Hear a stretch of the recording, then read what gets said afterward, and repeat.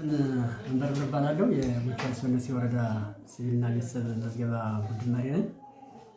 በያዝነው በጀት ዓመት የባለፈውን በጀት ዓመት ከገመገምን በኋላ የተሻለ ምዝገባ እንዲኖር ከማድረግ አንጻር ከሲቪልና ቤተሰብ መዝገባ አኳያ በጣም በርካታ ተግባሮችን ስናከናውን ከርመናል። ከዚህ ጋር ተያይዞ ያከናወንናቸው በጣም በርካታ ተግባሮች ምንድን ናቸው?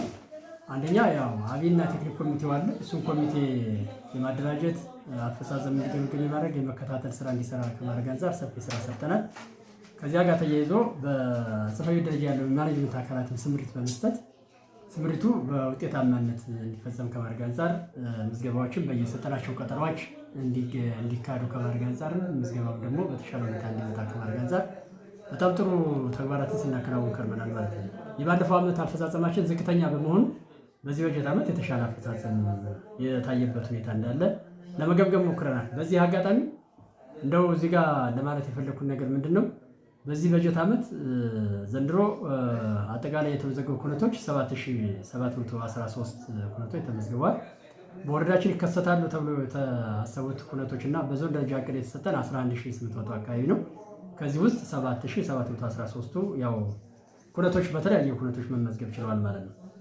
እንግዲህ ይህን ኩነቶች ሲመዘገብ በጣም በተሻለ ሁኔታ ኮሚቴው እየገመገመ የመጣበት በየተቋማቸው ደግሞ ግንዛቤ ፈጠራ የሰሩበት ከዚህ ጋር ተያይዞ ደግሞ ግንዛቤ ፈጠራ ከሰሩ በኋላ በየጊዜው እየተገመገመ ግብረ መልስ ቼክሊስት እየተሰጠ ያለበት አጋጣሚ እንዳለ ለማየት ችለናል።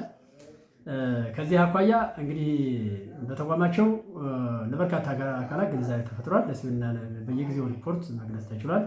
መንግስት ኮሚኒኬሽን ደግሞ በሰባቱ የአድማጭ ቡድን ክፍሎች የዜና ፕሮግራም በር ላይ በማድረግ ሁልጊዜ ጠዋት ለመንግስት ሰራተኛውም ለሚመለከተው ማህበረሰብ ሰፊ ግንዛቤ እንዲይዝ ያደረገበት ሂደት አለ ማለት ነው።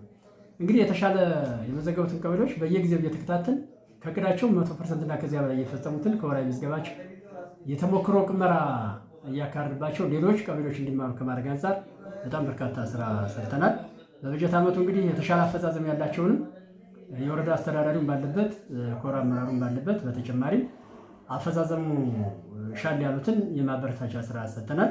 በየሩብ ዓመቱ ደግሞ አፈጻጸሙ እየገመገምን መምጣታችን ደግሞ ለዚህ ውጤታችን ስኬት የተሻለ ነው የሚል እንትን አለ። ከዚህ ጋር ተያይዞ በቀጣይ ይሄ አፈጻጸም እንዳለ እንዲቀጥል ከማድረግ አንጻር አሁን ወደ አዲስ በጀት ዓመት ምዝገባ ጀምረናል። ከግንቦት አንድ ጀምረን የወረዳው ሕዝብ ከዚህ የሚያገኘው መረጃ ወይም ሰነድ በጣም ከፍ ያለ አገልግሎት ያለው በመሆኑ በየተቋሙ አገልግሎት በሚያገኝበት ሰዓት ላይ ሳይንገላታ ብዙም ወጪ ሳያወጣ በወቅቱ እየተመዘገበ ህብረተሰቡ የዚህ ሰነድ ተጠቃሚ እንዲሆንና እስከ ጫፍ ድረስ መንግስት ልዩ ትኩረት ሰጥቶት አሁን ይህን ሰነድ ተጠቃሚ እያደረገ ከመሆኑ ጋር ተያይዞ እንዲጠቀም የሚል የመጨረሻ ማሳሰቢያን መስጠት ፈልጋለሁ። አመሰግናለሁ።